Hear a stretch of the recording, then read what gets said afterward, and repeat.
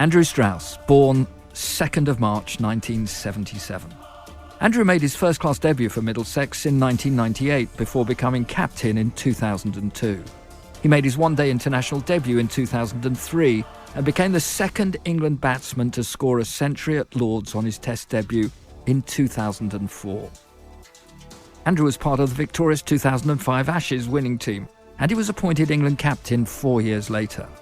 Under his leadership, England regained the Ashes in 2009 and held on to them in 2010-11, the first series win on Australian soil for 24 years. In 2011, he led his country to the #1 spot in the ICC Test World Rankings for the first time. After captaining England in 50 of his 100 tests and scoring over 7,000 runs, he retired from all forms of cricket in 2012. He joined the England and Wales Cricket Board as Director of Cricket, but left the role in 2018 to support his wife Ruth, who was being treated for terminal cancer. And he went on to launch a foundation in her name after her death in December 2018. Sir Andrew Strauss, what does that feel like still? Well, it is definitely one of those things that feels odd, and I don't think you ever quite get used to it. And the most amazing thing is how suddenly other people view you differently. So people that I know very well will come up to me and go, "Look, do I need to call you Sir Andrew?" And whatever. Like, there's that sort of reverence to it, which I find quite bizarre, really. But look, it's an incredible thing to be recognised, I suppose. And when you go to the palace and you're surrounded by all these people that have, made real contributions in their own particular fields, it's, it does make you deep down feel, well, maybe I've done something worthwhile there. Yeah, well, we're going to talk over the next hour about a lot of worthwhile things you've done. I want to take you right the way back, if we may, first of all. And, of course, it was South Africa and Johannesburg where you were born. Well, exactly. And, to two South African parents. Your dad was a rugby man more than a cricketer. Yeah, he loved his rugby, yeah. He did play a bit of cricket, but he was not very good, I've got to be honest. But he loved sport. So, whether it was rugby, whether it was tennis. And I think when you grow up in one of those countries that the climate's good and everyone's outdoors. And funnily enough, when I was growing up in South Africa, those first 7 years of my life, there was TV only started at 6 p.m. and it was like one day at 6 p.m. it's English and the next day it's Afrikaans. So TV just wasn't a big part of my life. And so I was out there doing stuff. And yeah, and I suppose as were my sisters and as were all my mates as well. And then you decided to come back here, the family, and your education was going to be quite a normal one.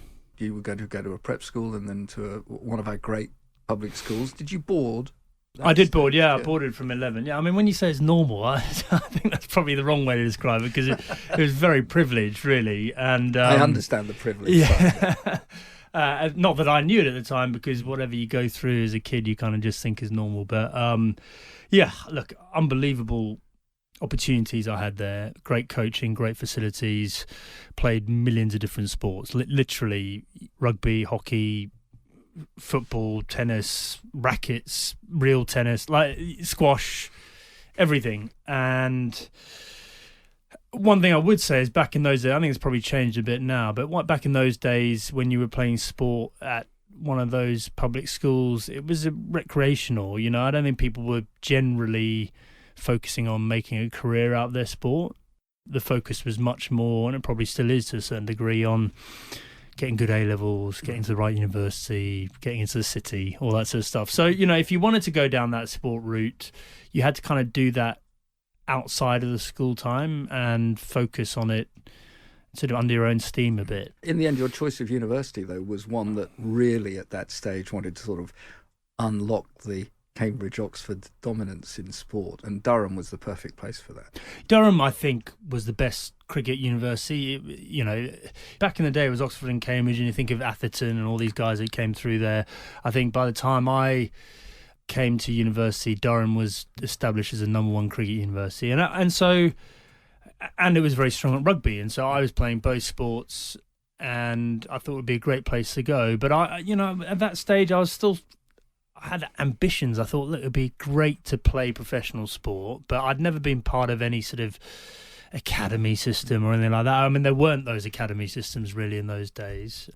But I wasn't part of the kind of the pathway, I suppose, for either rugby or cricket. So I just went up there, sort of, let's see how I go here. And I started realising, hold on a second, all these other guys in the Durham University First 11 have got county contracts, and they've all got shiny county tracksuits, and they look great. And are they any better than me? Not really, actually. And so I started thinking maybe I should give this a crack. And what happened then to make you go for that? What was the sort of career path you were thinking of elsewhere?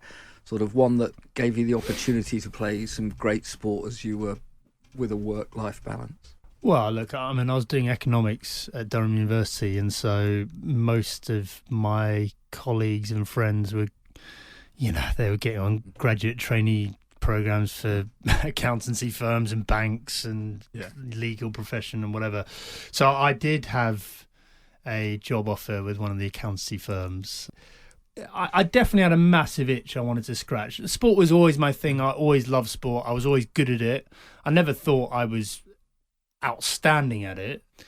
But I also, I think through that Durham experience, and once I started playing for Middlesex second team, I thought, hold on a second, these guys, they're pretty decent. They're all good. And some of them are better than me. But I don't see anyone here that is doing anything that I couldn't potentially do in the future. And so it really kind of motivated me to start treating it professionally. Up to that point, sport I'd never treated professionally. It'd just been something I did. And then I started training harder and practicing harder and thinking a bit more about the sport and really challenging myself to become more consistent. And obviously, you've got to separate yourself from those you're playing with as well. If you're playing county second team, you've got to be better than those that are in the team. So there was a bit of my competitive instinct came through there, I think. And although it was much more professional cricket, I guess, than when I was growing up, it was still a great lifestyle choice at that stage, wasn't it? As well as everything else, just playing for a county. You've got to remember, when you're leaving university, most people are leaving with loads of debts, aren't they? And they're in the summer holidays, they're working in a bar or something, trying to make ends meet. And there I was playing county cricket in the holidays. Would come back with a bit of money in the bank account, and then first signed my first full-time contract with Middlesex when I left university, which was playing cricket for 6 months and getting well paid for it, relatively, and then spending 6 months in Australia, like just cruising around Sydney. So it's an incredible life, really. And great people, and you're mixing with your heroes, the likes of Phil Tufnell and Angus Fraser and Mark Ramprakash and all these guys, Justin Langer, Mike Gatting even. And these are the guys that I'd grown up watching on TV, and I just couldn't believe I was part of that, really. It's a good time to think and talk about Ruth, actually, for this, now that you're in Sydney during your winters, enjoying life there. And meeting Ruth first in a bar in Sydney. Absolutely, and a very dodgy bar in King's Cross. And so I probably shouldn't admit that. But Sunday night after a day-night international, England were playing Australia, and there was nowhere else to go out. And so a mate of mine went out and met Ruth and a friend there. And it was just one of those extraordinary things. Ruth is a bit older than me, a bit more worldly. Just an incredible sort of spirit and presence about her. And within 2 or 3 months we had to sort of decide what we were going to do, because living on the opposite sides of the world is not an easy thing. And so it forced us to think about how serious that we wanted this to be and what sacrifices both of us were willing to pay in order to make it work. She was a successful actress at this time. Yeah, exactly. And really sort of making her way. She'd had some quite good parts in Australian sort of drama shows and whatever, and she was making a couple of films at the time. So I certainly look back and think she made more sacrifices than me. She had to spend more time in England than I did, and when you're trying to audition for parts and you're not in the country, then it becomes difficult. But I think the great thing about Ruth is she was willing to come over and give it a crack, and just see how it went. She's one of those people that she really just loved having a good time, and coming over to, she got on with people incredibly well. So coming into that cricket world that she knew nothing about whatsoever, she sort of made herself really an integral part of that world straight away. There was a lovely piece, I think, in Driving Ambition, your autobiography that you wrote shortly after you retired, where she sort of got off a plane and then went to a party with all the other teammates, girls and wives, straight away. Somebody that obviously has real confidence going into a room. Yeah, I mean, she just has she's one of those, was one of those remarkable people that could just make people feel comfortable and never looked uncomfortable herself in any situation. And I think that's what really attracted me to her, because I hate going into a room when I don't know people. Yeah, it's literally my worst nightmare. And just to see the sort of ease that she had with that, and the way she could talk to anyone on their level.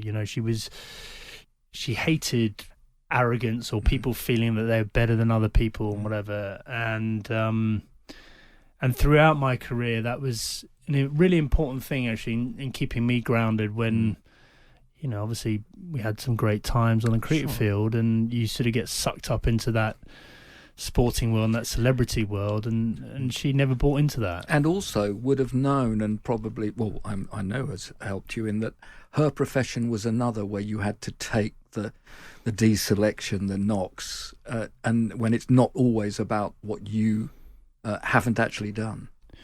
Yeah, exactly. So you're only in control of so much, and I think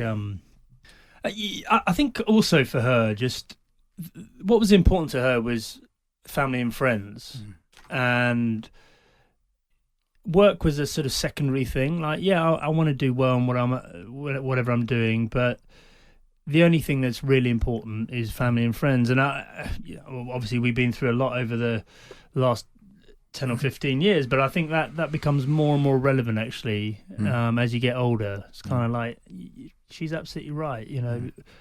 Work is a means to an end, but what is that end? So you've signed your county cricket contract with Middlesex. You're now getting noticed as well, and there's England not too far on the horizon, actually, is it? And a first test that you were sort of thrown into in many ways. I mean, I made my debut quite late. I was 27, and I had done it, I suppose, the hard way, in the sense that I'd done it on the back of consistent performances for Middlesex. I wasn't one of these sort of golden boys that was plucked on potential. But when my chance did come, on the back of Michael Vaughan getting injured in the nets before the start of the New Zealand series, everything was, the stars were aligned. I was going to make my debut on my home ground, a ground that I obviously knew very well. I was in great form, felt fantastic. And it was a shot to nothing. It was one of those situations where, Vaughan's probably going to come back in the next test. So I've got one test. Let's go out and give it a crack and see what happens. And yeah, a dream came true. Well, I love that line as well. One glorious day in May, Chris Martin coming into bowl, and you do what you did. I mean, this sounds very cliche, but it is the dream, isn't it? You think about it, like, one day I want to make my test debut, and not only do I want to do that, I want to be at Lord's in front of a full house, and I want to get 100 in my first innings, and everyone's going to be standing up and applauding me, and it's spine-tingling, isn't it? That thought, the dream is spine-tingling, and then when it actually happened, it was beyond comprehension for me. Like, I just never let myself imagine that would actually happen, and suddenly you go from not being in the England team to 5 days later you scored a test century at Lord's. It was extraordinary, and one of my proudest moments, because you are stepping into the unknown. You don't know how you're going to react to it. If you allow yourself to think about what might go wrong, it's quite scary as well. Like, there's a lot of people watching you, and there've been a lot of examples of people that have fluffed their lines when they've had the opportunity. So to be able to stay calm and get through those initial stages and then go on and get 100, it's extraordinary. It really was unbelievable. What was that walk like then, from the dressing room through the long room out onto the pitch? First time with an England test cap. So, I mean, we batted second, so we'd fielded first. I didn't sleep a lot that week, I've got to be honest. But it was such a nervous energy. It was a nervous excitement. It wasn't. I wasn't sort of scared or overawed, or I was just really excited about it. But actually, once you start putting your pads on and going through your routine that you've done thousands of times before, it actually just started becoming another game of cricket. And I still remember tapping my bat as Chris Martin was running into bowl, about to receive my first ball, and I'm thinking to myself, well, this is different, but watch the ball. And once I'd negotiated the first ball, then it was kind of like, okay, let's go. Yeah, it's another innings here. Absolutely. And of course it sort of went from there, didn't it, to start with, over those first few years, where it became all consuming, the cricket side of things, really, with what you have to do as an international cricketer. Yeah, and I remember going out for dinner the night after I got that Test century with Ruth and just going, wow, things are going to be very different from here. And little did either of us know how different they were going to be, because, you're on the road 250, 300 nights a year. Suddenly I was playing all formats for England, travelling all around the world, which sounds incredibly exotic, and it was, because, I hadn't toured a lot of these places before. But it certainly changes your relationship, and the work bit, or the being an England cricketer, becomes you. And being a husband to Ruth and being a mate to my friends is very secondary. It almost have to be, everyone's got to understand that's the par for the course for the time being. It's quite a difficult one, that, isn't it, to get that balance right. I mean, one of the great players that you played with so many times as well, Andrew Flintoff, when he talked to me about, he was Andrew and he was Freddie. Yeah. And until he got it sorted a lot later on in life, he was never quite sure which he was, but he knew to his friends they still thought he was sort of both of them, and he felt slightly sort of, I've done so well here, I've got to look after all of them as well as me. And it became a difficulty for him to keep those relationships going in the right way. Yeah, and I think the more you buy into that whole thing of, I am Andrew Strauss, the England cricketer, and that's reality for me, I think the more dangerous it is for anyone, actually, because A, it's not real, and those people that you're hanging around with, and those exotic places you're going, and the incredible dinners you're being invited to, and whatever, that only lasts as long as your career lasts. And also, the more you think that is you, the more you have to lose if it doesn't go right. So it's very easy to start getting quite negative and starting to hang on to that. So, I definitely got lured into that to a certain degree. And, I think Ruth was very good at kind of making sure that that didn't become me. It was just a part of me. My advice to anyone who's in that situation and living the dream is enjoy it, savour it, but it's not real. In that early part of your international career, of course, 2005, there was a home Ashes Test series, wasn't there? Yeah. Wow. And what a series. I think that's where I sort of remember you guys were, there was a piece of you wanted over that particular series from absolutely everybody. And not just the media and the press, but there was no release of the pressure, really. There was no release. And also, it was a very sort of stark illustration to me that there was Test cricket and there was Ashes cricket, and those were two completely separate things. And bear in mind, back in those days, that Australian team was the great invincible team, and no one had got near them for the best part of a decade. And Michael Vaughan did a brilliant job. Duncan Fletcher did a brilliant job. And come on, lads, we're just going to have a crack at these guys, and we're not going to back down. And the pressure's on them because everyone's expecting them to win. And so we went out there and committed to it, and suddenly we found ourselves in a situation, hold on, we might be able to win this. And that's actually where stage fright came in for us a bit, because we couldn't quite believe we were in that situation. But just the incredible attention, interest, support, passion that everyone who followed us showed, and that grew. Every game it grew. And so by the end, we were utterly exhausted and, just emotional wrecks, because you're carrying those hopes around with you every day to the ground, and every moment of a Test match could be pivotal. You're hating the idea of, I might be the guy that drops the catch that loses the Ashes or whatever.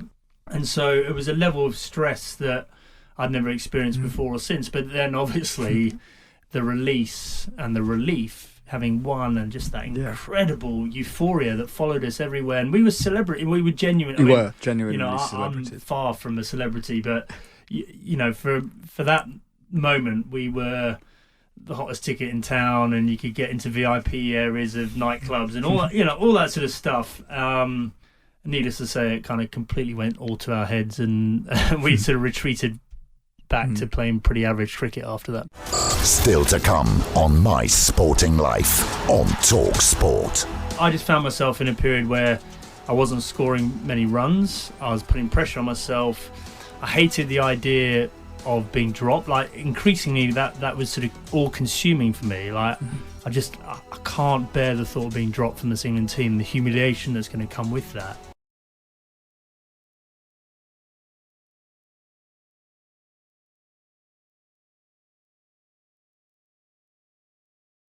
Over the next couple of years as well, though, you developed, and as I say, I want to dip in and out of things here, but it caught up with you, didn't it?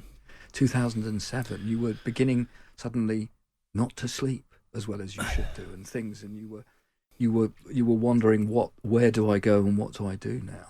In some ways. Well, I think just the sort of reality of being, on that sort of conveyor belt of continuously going on tour, going to India for the first time, the second time, the third time, to Sri Lanka for the second time, to Australia, being away from home like two young kids, and also suddenly expectation rises. You played 50 tests for England and you're expected to go and get 100 every time you bat, and actually other teams have worked you out a bit at the same time. So I just found myself in a period where I wasn't scoring many runs. I was putting pressure on myself. I hated the idea of being dropped. Like, increasingly, that was sort of all-consuming for me. Like, I can't bear the thought of being dropped from this England team, the humiliation that's going to come with that. And needless to say, my mindset was all wrong. I was all about protecting what I had and not getting a low score rather than going out and getting a good score, if you know what I mean. And it got to a crisis point in New Zealand. Napier, where it was just one of those situations where it was pretty obvious to everyone that this was do or die. If I didn't get runs in that second innings in Napier, then my test career was certainly stalling for the time being. Who knows whether I would have got back or not.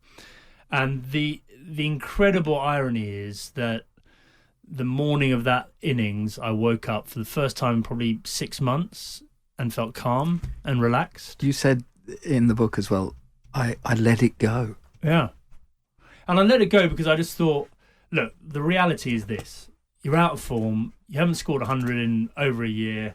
You need to score 100 today. The New Zealand attack are all over you like a rash. The reality is you're probably not going to get runs in this game, in this innings. But if this is your last innings for England, then just go out and enjoy it. And take it all in and savour it and have no regrets at the end of it. And I went out and I was so relaxed and calm when I got to the crease. Rather than what people thought I would be, which is like gibbering wreck, I have to score runs. I was just relaxed, let it go. 177. Strange game. And just shows the value of psychology and being able to shift your mindset, which is easier said than done. And I think that's the important thing is as well, because one of the other things that you did around that time as well, and what happened was that you sort of took yourself back, really. You thought, I can't reshape myself at this age. There's no good. I mean, I think it's a bit, you say, if you were to ask the likes of Surrey and Botham or whatever, what you do, well, you just go back and you reshape and you sort it out. But in reality, for most people, it's not that easy to do that. And so really what it was, that it sort of, you then with that bit of that gap, you got your ambition back again, didn't you? Yeah, I think so suddenly I felt like, okay, this is a sort of second stage of my career, and I've got to sort of get out of jail free card here, and I'm going to try and reconnect or stay connected with that feeling that I had in Napier for the rest of my career, that just let it flow. Let's not put myself under too much pressure. Let's accept who I am as a cricketer. I can't be a Kevin Peterson or Freddie Flintoff or whatever. I have my own game. I have my own limitations, and that's okay. Just work within that. And also let's make sure that when I'm off cricket, and I'm spending time with my kids and whatever. So I just felt after that, I had a much better balance in my life. I was only playing Test cricket for that period of time. I just felt good, scoring runs consistently, and then, fortunately, but I suppose I wasn't expecting it to happen, then the opportunity to captain England came along, and then everything got very different from there. Let's just sort of build up there. You mentioned Duncan Fletcher. You had Duncan Fletcher in a great relationship. Peter Moore's a man you respected, although you didn't have quite the same relationship with him.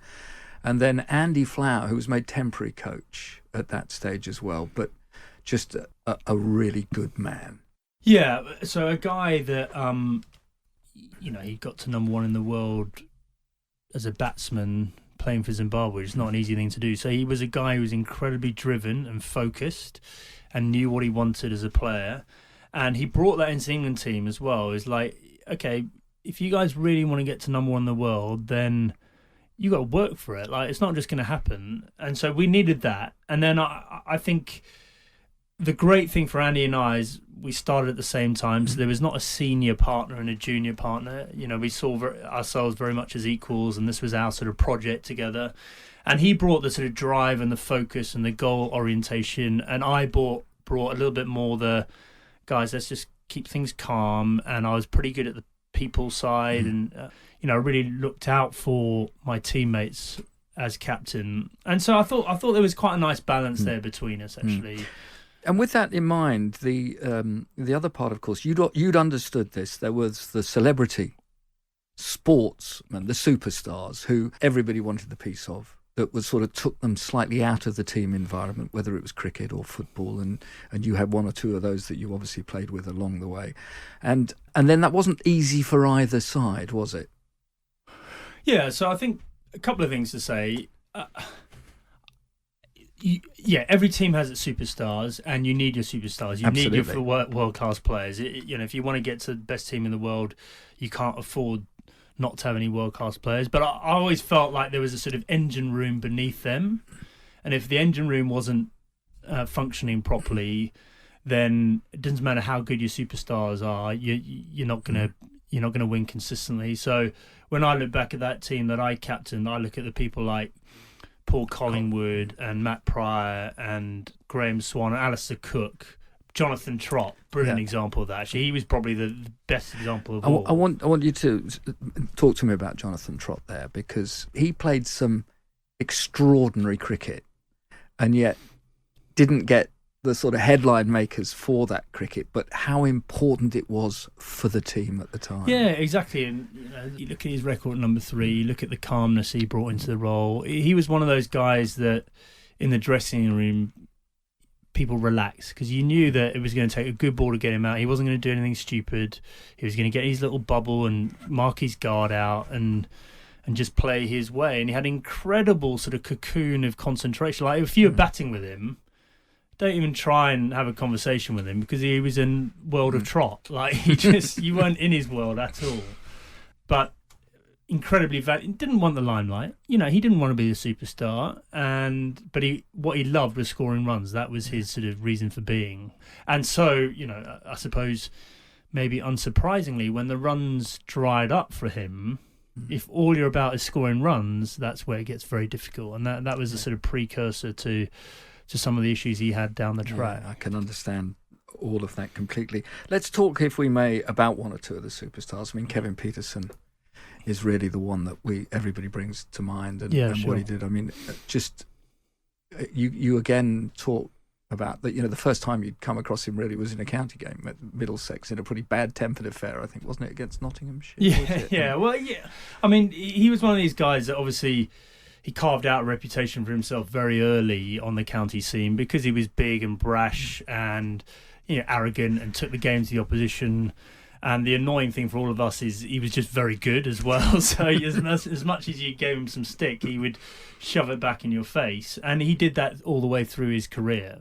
Outrageous talent, by far the most talented cricketer I ever played with. I mean, just unbelievable. He batted 8 for his school team. I still can't get my head around that. And I think for large proportions of our time together, Kevin and I got on pretty well. We had that sort of South African roots, and and a respect for each other because we kind of came into the team at the same time. And you probably knew his personality more through that than others in that dressing room. Yeah, exactly. And, so, I mean, without trying to generalise too much, South Africans can be quite spiky at times and whatever. So I sort of gave him quite a lot of latitude. And I definitely, as captain, I felt it was really important that we didn't try and sort of straitjacket him. Like, we had to give him the excuse to go out and play his way.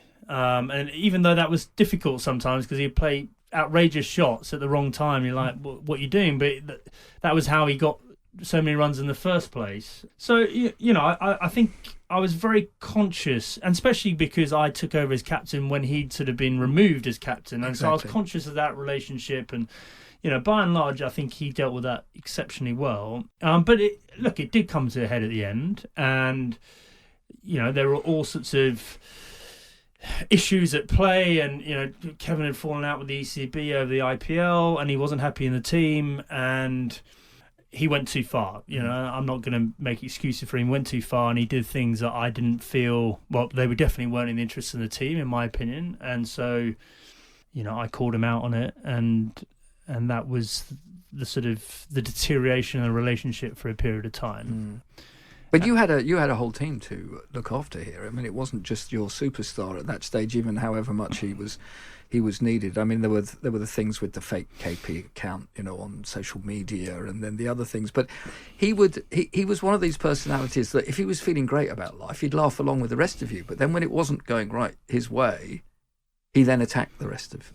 I think you're absolutely right, and we all knew Kevin well. It wasn't like anything that happened over that period of time we'd never experienced before, but it got out of hand and it got too far, and I think we all got ourselves in a position where we were sort of too entrenched in our positions, so to speak, and so there was no middle ground there anymore. And there was a lot of emotion around. You think about living in each other's pockets for years on end, like you get to a stage where maybe you lose perspective a bit. Yeah. What was it like to captain England and win an Ashes series? Well,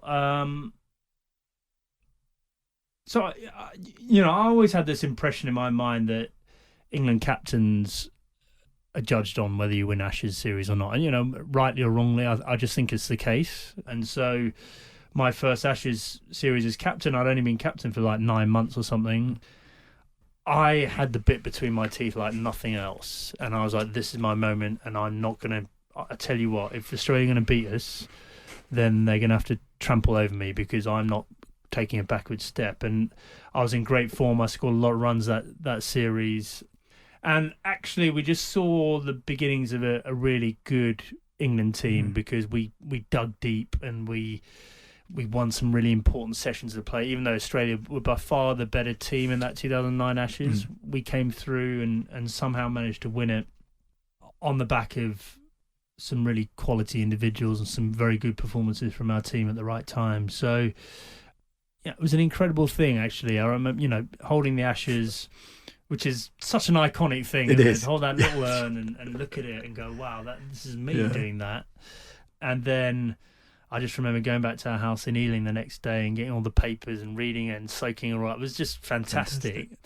Unfortunately, then you wake up the next day and you're like, right, we're off to India or wherever we are next. Like international sport, you can't rest in your laurels for very long. No. But those little moments, if you don't enjoy those, then you might as well not play. And then, of course, place. then of course, when you go and win it in Australia, they give you this little glass sort of trophy to start with, and you say, no, where are the Ashes? Well, that's right. I mean, winning in Australia is the holy grail. God. It's so hard to do, and you look at England's team's performances in my lifetime out there, with the exception of Gatting's lot in '86. I mean, we've just been thumped time and time again, and that tour was outstanding. I mean, the performances on that tour were extraordinary. And so to win 3-1 and to win all three by an innings and then stand up there with the SCG and they're 15,000 Barmy Army people going mental, and all the Aussies had left the state. It was just brilliant. Like, it just, having spent so much time in Australia and getting so much stick off them for years, it was fantastic. But then, they wanted to give us this big glass trophy, and I said, no, look, come on, it's the Ashes. I need to hold the urn. But they didn't have one, so they had to go to like the merchandise store and get a plastic Ashes for me to hold up. But it didn't take anything away. It was that was, I think, as England captain, that was without doubt my best moment. You were thinking where you were with your career and everything at this stage as well. I mean, there you are. You're hitting a pinnacle now, and the international career is not coming completely to an end, but is beginning to. You've done a lot, as you say. You didn't start the actual international career until you were much later, and in the end, you decide you know what you're going to do. Andy Flower knows what you're going to do, but nobody else does in that final, your 100th Test match. Yeah, and look, I mean, that was a complicated time because that was right in the middle of the whole fallout with KP. But I'd sort of decided much earlier in the summer that it felt like the right time. I felt like I'd achieved everything I wanted to. We got to number one in the world. I knew that if I'd played that summer, I'd play 100 tests, and I always wanted to get 7,000 runs. It was one of those sort of, I don't know, it was just a goal that I set myself early in my career. And I was beginning to sort of just lose the drive. Like, as captain, you've got to push people forward all the time to get better. And I was beginning to think, like, the downsides of the job are starting to outweigh the upsides. I'm missing my family. I'm missing my kids grow up. And I could play for another year or two, but for what? Like, it would have been for money probably, and I just didn't want it to be like that. So I wanted to walk out on my own terms, and I had discussed it with Andy, but it was messy. That final week or two was really messy, and it wasn't the way I wanted to finish. But look, I mean, I've got no regrets. Play 100 Test matches for my country, to have been involved in all those things we talked about already, and I never thought that I'd do anywhere near that amount. So I felt very privileged. And also, I think it was funny when you get to the back end of your career, you increasingly start thinking about what's next and what is the next challenge for me and what else do I want to do with my life and whatever. And I was quite ready to go to that next stage. And of course, it was to stay within cricket as well. Yeah, so I mean, I think I wanted to take a bit of time, just I was going to do a bit of media and whatever, but I just wanted to reacquaint myself with my family a bit and just see my friends and just kind of write my book, put my career to bed, and then start thinking about what's next. And the opportunity to become director of cricket came up reasonably soon afterwards, and although I was a little bit uneasy about jumping back into that world again, in 2015, England cricket was in a low ebb again. I just felt like we'd just gone backwards, and I just didn't feel like I could be on the sidelines working the media saying England should do this, this or this if I wasn't willing to stand up and have a crack myself. And so, I'm really excited about that opportunity to learn as well, because you've got to learn so much more about sports administration and high performance and all that sort of stuff that doesn't involve just the business end on the pitch. And so that opportunity, when that came along, was, I'm just so pleased I opted to take that opportunity. And of course, it did give you time that you didn't know at the time, more positive, great time with your family, with Ruth and with Sam and Luca, and you could be that family unit, but for how short a time you didn't know at that stage. No, I mean, look, you never know. I mean, ultimately, especially when you're in your sort of mid-30s or whatever, you never think about your own mortality, and you never think about how much time left you've got on this earth, or that's just not something that creeps into your head. But in hindsight, those were incredibly important years. The couple of years that I took out after finishing playing cricket for England, where we did a sort of 4-month sabbatical in Australia, took the kids out of school, and just created some really good memories as a family. And then getting back into cricket with the ECB that was more hands-on and a bit more stressful, but I wasn't travelling in the way that I used to, so it was a bit more of a normal sort of family existence, and very grateful for that time we had. And your rock, Ruth, of course, had helped you through that captaincy period with England and your touring as well. You couldn't have done that without her, and there was much more of a better family environment for cricketers by that stage. Yeah, exactly. And I think I worked hard on that. We worked hard on that to make sure the players' partners felt part of things, and it wasn't just the players and the families were excluded. That we really wanted them to feel like they had an important role to play in all of that. And Ruth was very strong on that. But you're absolutely right. I mean, there is no way I would have achieved anywhere near what I did in the game without Ruth. She was just such an incredibly positive presence for me. She gave me that sort of outlet from cricket. She challenged me to be, a good dad to the boys. And she was always there for me, regardless of whether I had a good day or a bad day. And again, that sounds a bit cliched, but God, it's important. When you're going out there and playing international sport, you're putting on this mask, aren't you? And you're pretending that you're invulnerable and that you're this sort of, this impregnable fortress, and you're going to go out and perform every day. And then you take that mask off when you come home, and actually, all those insecurities or your frustrations or your fears come out, and that's why you need someone to be there for you. And Ruth was phenomenal in that sense. Did you get a hint before you found out that she was as ill as you thought? Well, I mean, Ruth's always been one of those people that were just very well. Like she never suffered hangovers and stuff, and she was always up at crack of dawn and loads of energy. And so the sort of the 6 months leading up to her diagnosis, she was a bit tired. She found it a bit harder to get out of bed. She had lots of aches and pains. I mean, she was still training. She was doing like a physical training course at the time, but it looked like she looked a bit washed out. And so I was worried there was something wrong. And then, she'd go to doctors for tests and this, and they couldn't really get to the bottom of it. And then, when the diagnosis actually came, she was really unwell, and she really deteriorated badly. And little did we know, but she was seriously unwell and on the edge of dying. Actually, when we actually finally got the diagnosis through, and then there's a sort of rush to find out what she got, and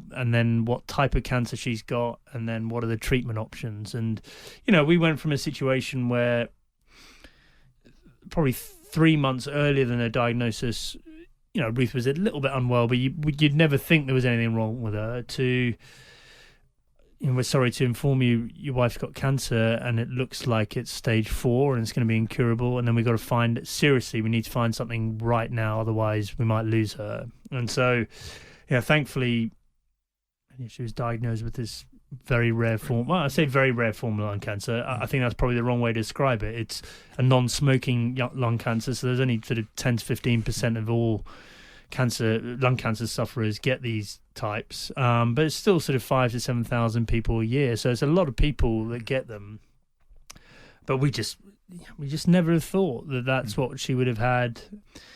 And thankfully there were some great treatment options that worked very quickly with her. But a little bit like kind of sort of my innings after Napier, like I think we all felt like we've got some bonus time here. Absolutely. Once we got our heads around the fact that, look, this is reality for Ruth from now on, like she's going to be on treatment, and it's a battle between modern medicine and the cancer as to how long she's going to live.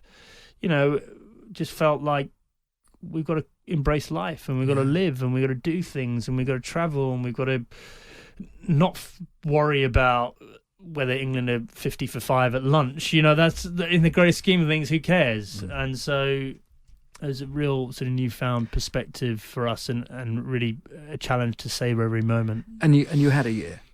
Yeah, I mean, we were hoping for 5 plus, and so the treatments didn't work as well as we would have liked for Ruth, and we don't really know why that was the case. They all worked well, but not for long periods. And what I'm grateful for is that for the vast majority of that year, Ruth was well. You know, she wasn't bedridden even, 3 days before she died. You know, we spent Christmas together, and she was out and she was having a glass of champagne. She wasn't in the hospital.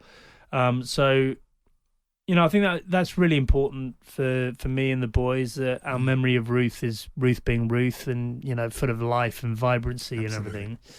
But of course, those final days are very tough. And just, one thing Ruth wanted to do was to get it back to Australia to see her family. She, I think we were cognizant that she was on her last line of treatment, and it was certainly months rather than years. We didn't realise it was going to happen as soon as it did. But I think there was a big thing for Ruth. As soon as she got home and she'd seen her family, I think she felt like she'd held on long enough. Mm-hmm. And yeah, things happened very quickly. But, we were as prepared as we could be. And I think that was one thing that Ruth was just unbelievably brave about is, she and I went and saw a child grief and loss counsellor and talked about her death, and what had the conversations we needed to have amongst ourselves, but also, asked the counsellor about the boys and how best to support them. And so Ruth felt that she'd prepared for the death, and therefore she could live. She could spend the rest of her days living. She didn't have to worry about that. And she knew that the boys and I would always have a great support there with Jenny, our counsellor. And that gave her a lot of peace in her heart, actually, because, she was just so worried about the boys, understandably so. And then it happens, and your life falls apart, and you don't know where you're going, and you're completely discombobulated, and grief hits you in all sorts of different ways, or doesn't hit you, and you really feel like the life that you've lived up to that point, those foundations that you have in place, had all been knocked away, and you have to figure out what your new life looks like.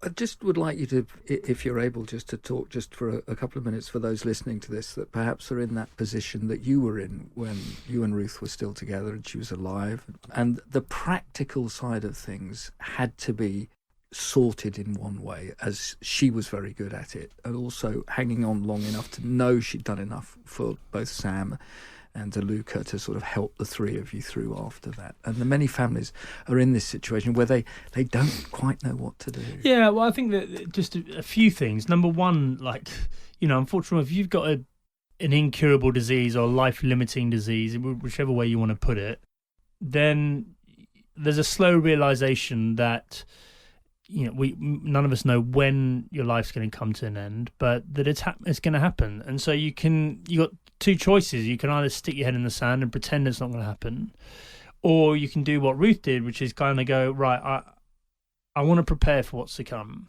I want to feel prepared. I want to feel like there's the right sort of support structure there for Andy and the boys, and then I can relax and enjoy the rest of my life. And who knows how long that might be. And so, I would always encourage people to try and do that, however hard it is, and to try and, I think that the best conversations that Ruth and I had about death were when Jenny, our counsellor, was in the room, because it's a hard conversation, a hard topic to talk about.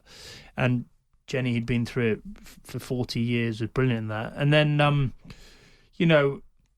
Jenny just gave me and the boys some really good practical advice. So she worked through me with the boys, just in terms of, when you lose a mum, these are the things you should try and do. You should try and keep your routine the same as much as you can. You should keep yourself surrounded by people that love you and support you, so the boys realise that although mum's not there, there's a big group of people that's still there to support them, and that they should keep doing things that they love, and that it gives them a feeling of positivity. So it's very easy to sort of withdraw away, and she would always argue you just got to give them that sort of help and support. And then also give yourself an excuse to. She was massive, and I think this is a really important point, that you can't force the kids to talk about it, and that the kids may not want to talk about it, but what you need to do is give them permission to talk about it by saying to them, like, I had a bad day today. I was really missing mum. Or I was really angry about cancer. Like, it just really actually got to me today, and I was weeping and whatever.